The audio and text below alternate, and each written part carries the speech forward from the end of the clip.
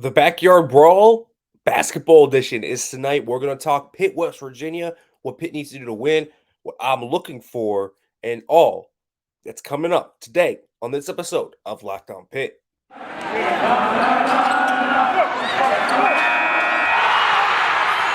You are Locked On Pitt, your daily podcast on the Pittsburgh Panthers, part of the Locked On Podcast Network, your team every day.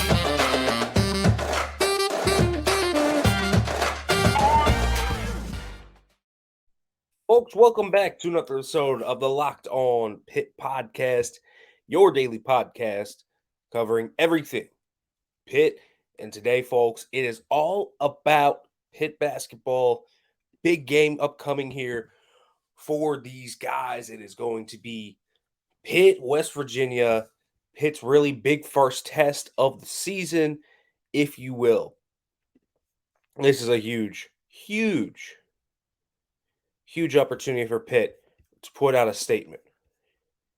Even without probably John Hugley. Now, we don't know that for sure if John Hugley's going to play or not. It is possible that John Hugley does play, but he was only cleared for non-contact stuff starting on Tuesday.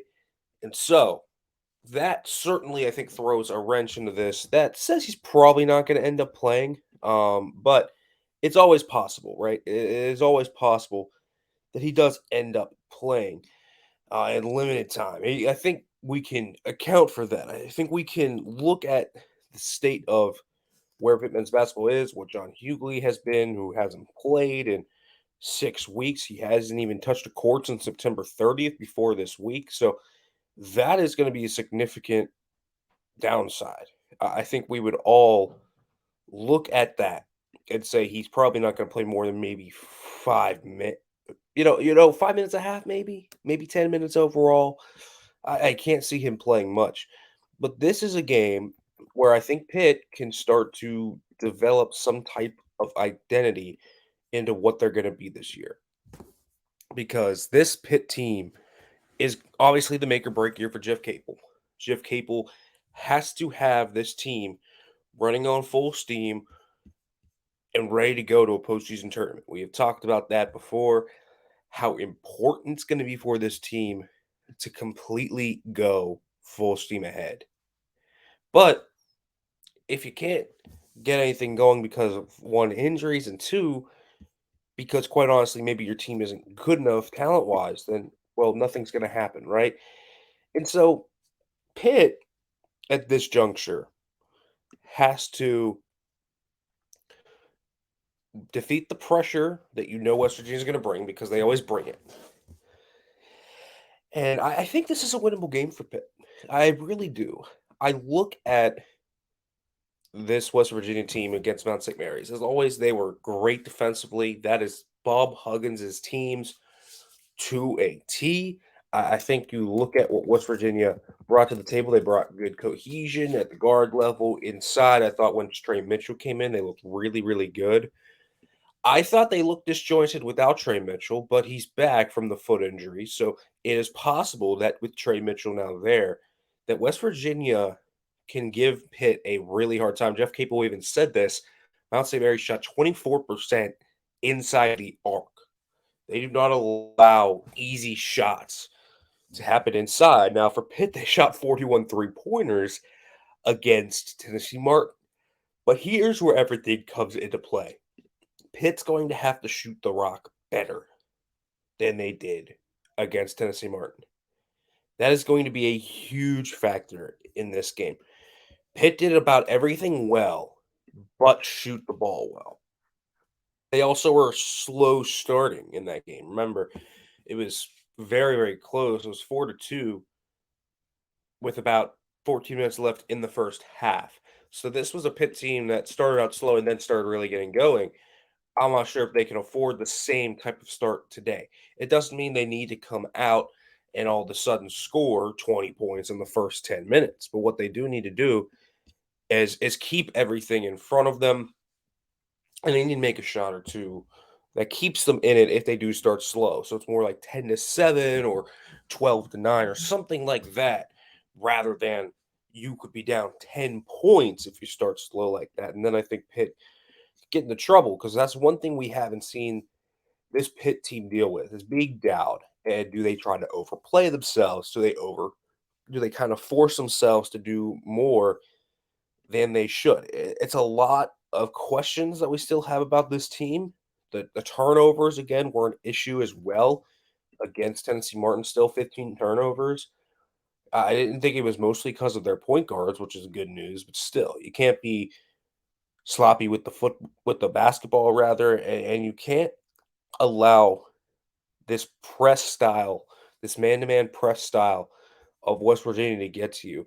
And we've seen it with Pitt get to them in the past. Now, this is a completely new team. And so the only guy on this team that is going to play significant minutes that probably has had experience is maybe John Hugley if he plays a little bit, and Nate Santos. So there's not going to be a significant factor of experience against this team. And so Pitt is going to have to kind of work off what they have in terms of, okay, we have a really good set of guards. We have a set of guards that can collapse down in, and we can work it back out to the post. We can work it to the baseline. We can work it off screen action. We can work it out to the 3-point line. And so Pitt has a few more options than they did previously. And so you look at who could start for West Virginia. Does Trey Mitchell start now? Again, he only played about 13, 12 minutes against Mount St. Mary's. Does he ramp up his action? Does he play more like 20 or 25 today? That could completely transform everything, especially if he ends up starting the game. They look their best when they had him there because he gives them rim protection and he gives them a body down low to really bang with a lot of guys. And you look at, even in those 13 minutes, he attempted 7 field goals, including 2 3-pointers, because this is a guy that with Trey Mitchell, 6'9" guy, that's a stretch type of 6'9". I mean, he's not a guy that just goes down low and sits there on the block like a John Hugley does. Mitchell can go out and shoot 3. And so that is a big thing to watch in terms of what could potentially happen to me with this game. Because in those 13 minutes, Mitchell still put up 13 points. So you look at that, that was a big time impact that he gave them in terms of cohesion. And Pitt is going to have to really do a nice job of defending that 3-point line with consistency and with a real intention to not let WVU get going from deep. Because that's the one thing I feel like Pitt could have on West Virginia, is if West Virginia doesn't get going from 3 and Pitt can make a few 3-pointers, and we know Pitt will shoot them. Pitt will gladly take 3-pointers, and they feel like they have that acumen. But I think Pitt can keep this even if they aren't playing as well as they were hoping to play, which I think is something to look out for. But let's go through some of the players here on West Virginia. But first, folks, I want to let you guys know about Underdog Fantasy. There's no easier way, folks, to put down props than Underdog Fantasy. Listen, it's the emphasis on the easy. It's the easy to play while you can watch your favorite team play. Listen, you could put a bet on a player or two from Pitt if you want to for the Virginia game. You want to bet Israel Abanikanda is going to have another monster day. It's 125.5 yards against Virginia. Well, feel free to do that. You think Keaton Slovis is maybe going to not have a hot day, and you want to go lower than 169.5 yards. Well, you can do that too. Or Jared Wayne might get over 89 of those yards, though. So you want to put that down. You can go and do all of that on Underdog Fantasy right now. It's easy to play and available in over 30 states. Just pick between 2 and 5 players across any team. It doesn't just have to be Pitt. And you can decide who you want to play with and what props you want to put it down on. It's one of the easiest fantasy to play games out there, and you can win cold hard cash in a single game. Folks, sign up with the promo code Locked On. That's one word, Locked On, and Underdog will double your first deposit up to $100. Deposit $100 and get $100 free. Folks, go to UnderdogFantasy.com or find the Underdog Fantasy app in the App Store or Google Play Store. Folks, all you have to do, that's Underdog Fantasy, promo code Locked On. Get in on the college football or college basketball pick'em today. All right, everybody. Welcome back to the Locked On Pitt podcast as we are continuing to discuss what Pitt can do here against West Virginia. You will see some new faces on this West Virginia squad. You will see some old faces on this West Virginia squad. Emmett Matthews Jr., technically a new face, but also a guy that transferred back into the program. So you have seen him here before in 2019 and 2020, a really solid guard that gives them a lot of flex action. And I say guard, but you could say he's a forward too because he's got good ball handling skills. He's kind of a 6'7" big guy that can do small guy things. And so this is a theme when you look at what they can do across the board. They have a lot of big guys that have good length and disrupt you defensively, but those big guys offensively can do a lot of little guy things. And so I think that's the type of modern type of basketball Bob Huggins has kind of embraced throughout his time here with West Virginia. Specifically, he has been able to largely just reintroduce a new brand style and update his style of college basketball to the modern game. And he was a guy that started. You have Eric Stevenson, who played 18 minutes in this one. This is a deep bench, though. They got guys that play a lot. Stevenson, one of their experienced guard transfers coming in from South Carolina, a guy that is really just rock solid.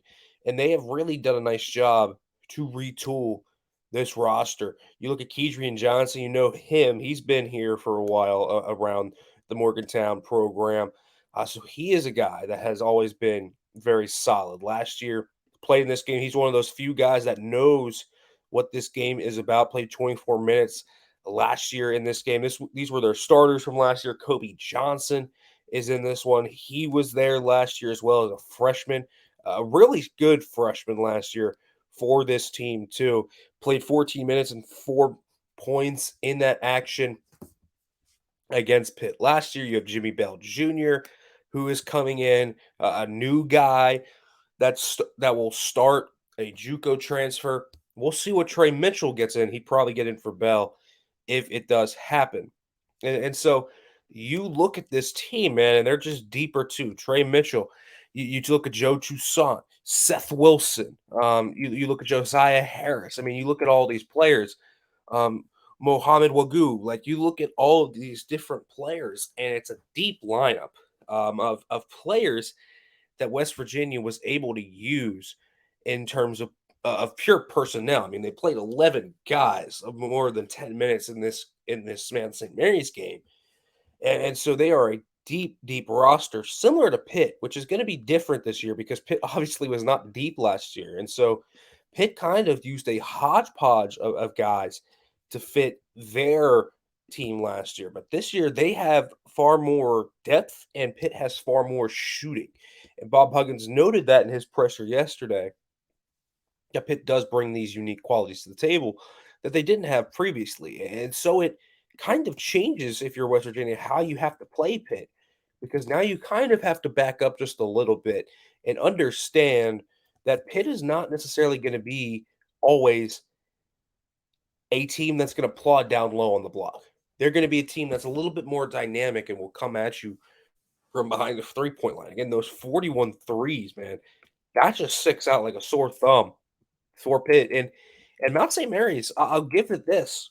They shot only 24% from inside, but they shot 10 of 21 from beyond the arc. And that is something to look at. And they got to the free throw line a good bit too, 22 times, but only made 12 of their 22 free throws. And so you look at that, and Pitt, I think, has to be a little bit excited about that. If Pitt ends up shooting 48% from beyond the arc, I have good money that Pitt will win this game.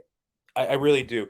Of course, that has to come with volume, and Pitt has to make sure that guys like Nelly Cummings and Jamarius Burton, specifically Jamarius Burton, are able to continue to be efficient with their passing. 21 assists and 25 field goals was one of my favorite stats because of how they worked off each other in that game.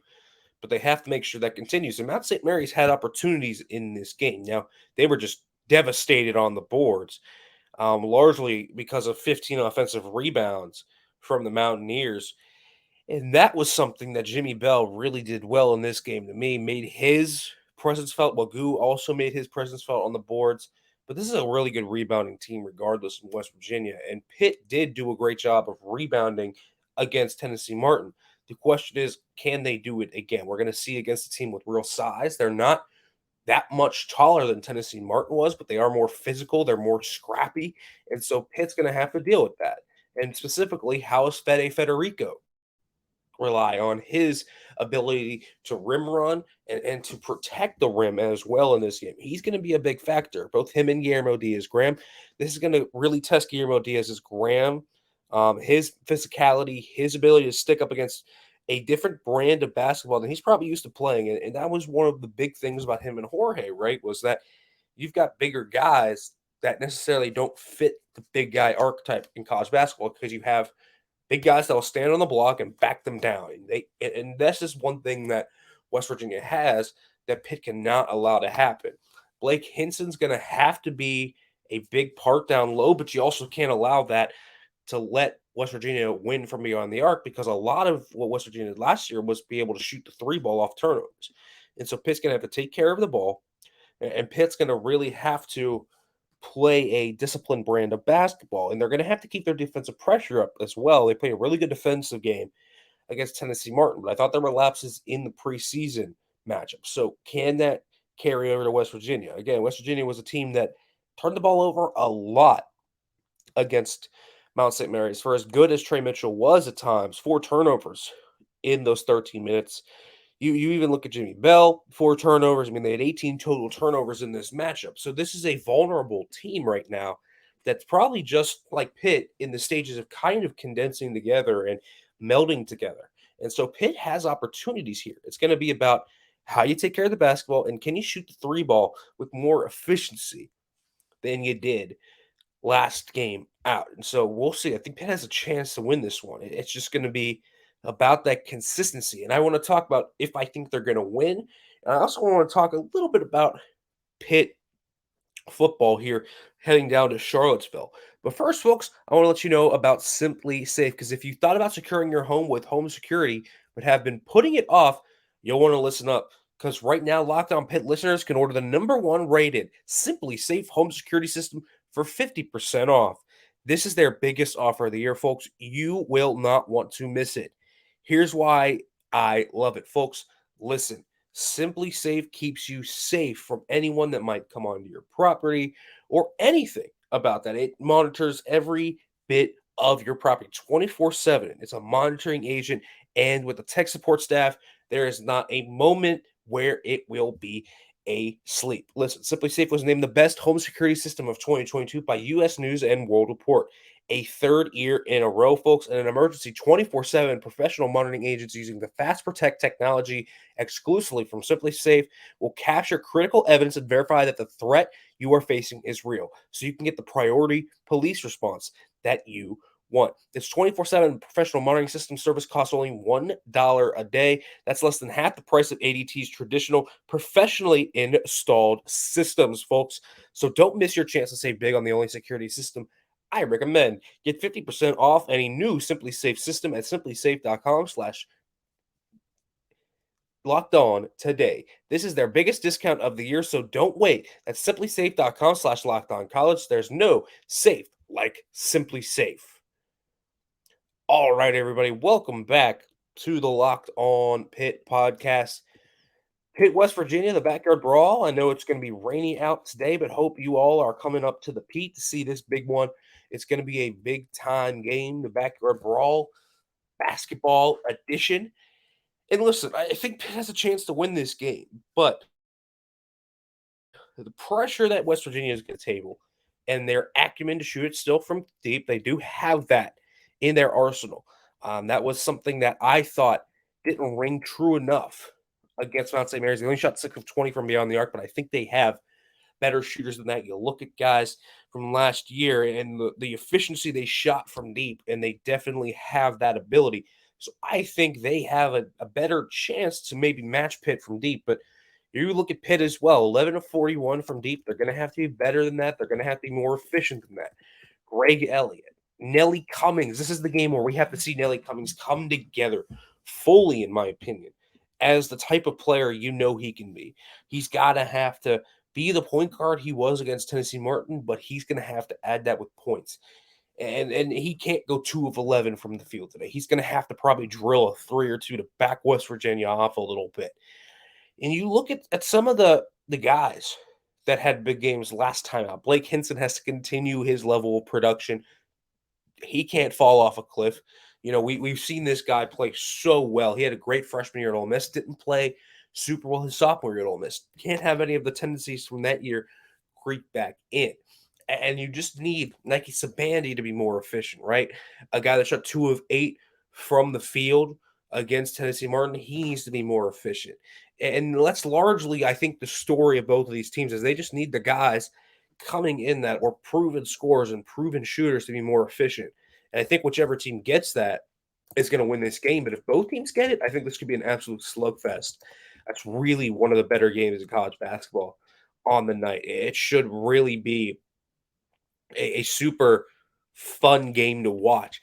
And so I think, unlike last year, this has a chance to be a really drag them out game, even without John Hugley. I am a little bit worried about West Virginia's ability to get easy buckets down low. We're going to find a lot out about the Diaz Graham twins and Fede Federico today. Because again, I don't expect John Hugley to play that much, if at all, in this game. It's going to be how much space Pitt can create on the outside. I think they'll be able to do that, but if they have no presence down low, it'll be easier to kind of play outside in for West Virginia. And so, yeah, I mean, Pitt legitimately needs to get strong production from their big men down low that can rim protect a little bit and it make West Virginia's life harder inside the arc. And I think that's going to have to be the big thing. I would feel a lot better if John Hugley was playing in that regard because you could feel like he could give you that. But we're going to find out a lot about Fede Federico, and I'm still not completely convinced he's completely there. I liked what you saw from him against Tennessee Martin, but it is Tennessee Martin. And so we'll see what ends up happening there. My prediction is that West Virginia is going to win this game by 4. I'm going to go 71-67 West Virginia in this one just because I'm not sure if they're going to have the presence down low to completely win in the big moments if you are Pitt. But I do want to talk about Pitt football here just for a little bit. We're going to talk about them obviously more tomorrow in a big preview episode and all of that. But you look at this Virginia team, and it's a team that is still talented. They have really revamped their defense. This is a Virginia squad that has done a nice job of getting their defense in order. They brought in a lot of transfers. They get a lot of pressure on the quarterback, and so Pitt has to protect Keaton Slovis in this one, and that is going to be a big factor. But as much of a big factor as that is, the defense cannot sleep because you still have Keontae Thompson, you still have Dontavian Wicks, you still have Brennan Armstrong, and Brennan Armstrong hasn't had the strongest year, but these guys showed up to play last week against UNC, and that was something that clearly showed up on tape. Brennan Armstrong played maybe one of his best games of the season.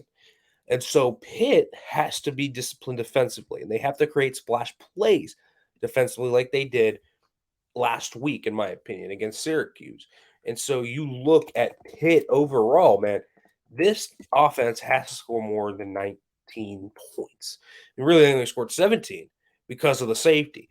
And Pitt has to continue to finish in the red zone. This was a huge issue largely for the entire ACC slate is that Pitt has gotten down inside the opposing 30 and has turned the ball over. Keaton Slovis has to play a clean game of football.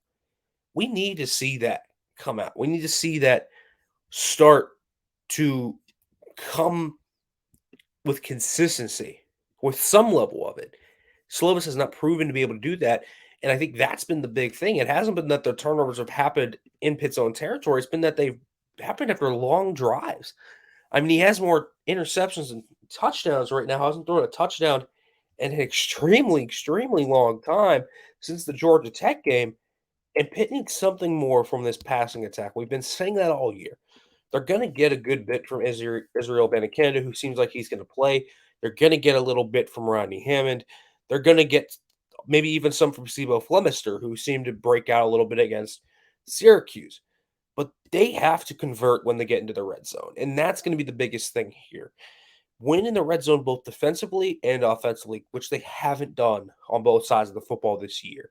And so it's a talented Virginia team, but Pitt's passing attack is really going to be the signal of this one. All right, everybody. Thank you for listening to the Locked On Pitt podcast. We'll be back tomorrow discussing Pitt's matchup against Virginia. I'll talk about the keys to the game, why I think Pitt probably will win this game, but why it's a game that Pitt could easily drop if they're not completely sharp. It's all coming up tomorrow on the Locked On Pitt podcast, folks. As always, thank you for listening. And as always, hail to Pitt.